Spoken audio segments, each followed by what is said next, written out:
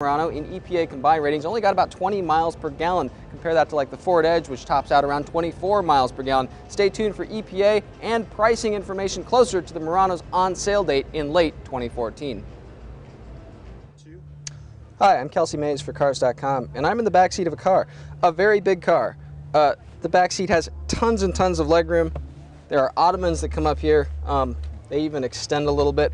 Side window shades here. Even the head restraints kind of pillow upward to cradle your neck if you want. This isn't the back seat of a Mercedes S-Class or a Rolls-Royce Phantom or something like that. Believe it or not, this is actually a minivan, and we're here at the 2014 New York International Auto Show checking it out. It is the fully redesigned Kia Sedona. Come along and look. Kia calls the new Sedona a, quote, all-new mid-size multi-purpose vehicle, end quote. It's a minivan. Anyway, a few interesting cues up front here. Horizontal headlights replace kind of the vertical ones on the outgoing Sedona.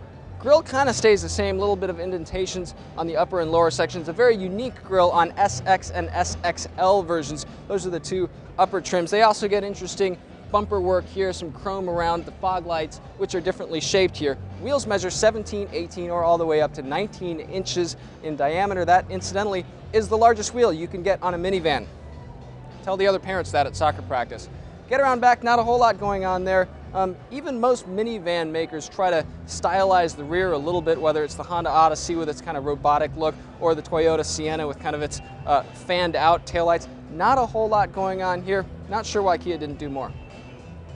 Very horizontal shelf-like dashboard here. Pretty good material quality though. And the controls kind of sit in sort of groupings where you would expect them to be, things like radio knobs up here, below that, front climate control, and finally rear climate control below that. Big issue here is the center tunnel. Now, a lot of minivans kind of clear out this space. You have a lot of storage here on the floor, not so much in the Sedona. They put the gear shift down here, which is kind of an unusual location for a lot of minivans. Of course, there is plenty of storage behind that, though. There's a very deep storage bin here in the center with a couple different layers. There's a big glove compartment and a second smaller glove compartment above that. Lots of storage areas along here in the doors. Kia's UVO system, that's standing for Your Voice.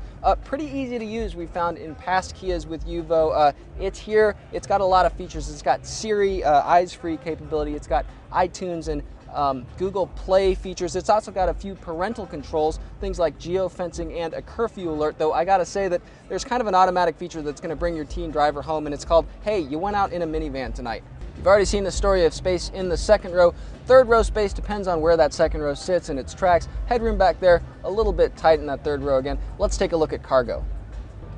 Third row seats fold into the floor here, pretty standard for minivans. The second row seats actually collapse all the way forward. That only works if you get the seats without the leg cushions, the sort of ottomans that come up. These collapse all the way forward. They give you a little bit more storage space. The Toyota Sienna has kind of a similar setup there. They are not removable and they don't fold completely into the floor. They fold down, but they don't fold all the way into the floor like Chrysler Stow & Go seats or the seats in the Nissan Quest. The outgoing Sedona was one of the least expensive minivans you could buy, but that didn't seem to increase its appeal very much. In 2013, for every one shopper who bought a Sedona, more than 18 shoppers bought a Honda Odyssey.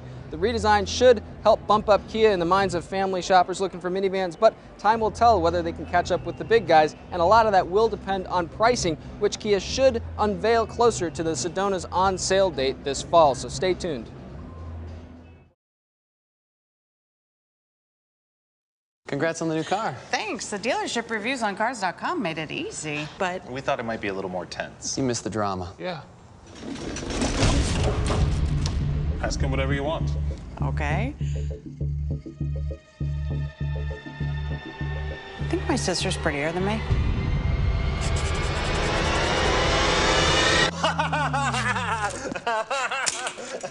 Research, price, find. Only Cars.com helps you get the right car without all the drama. This is the Kia K900. Luxurious, spacious, masterfully crafted. But what about the thrill of driving? That is what Sport Mode is for. And with a 420 horsepower V8 engine and available head-up display, the K900 just made luxury exhilarating.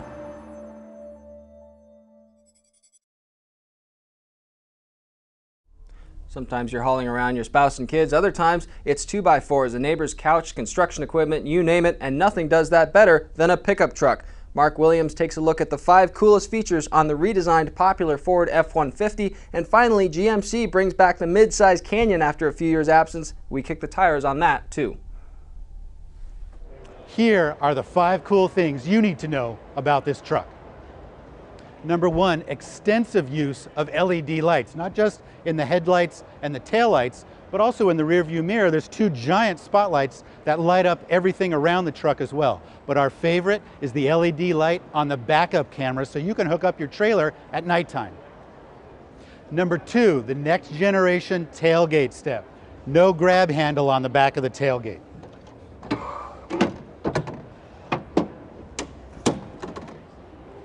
Number 3, a 360 view camera. Has cameras all around the truck that gives you a bird's eye view, a backup camera look, as well as a panoramic view of what's behind you. Number 4, these modular clip-in tie downs.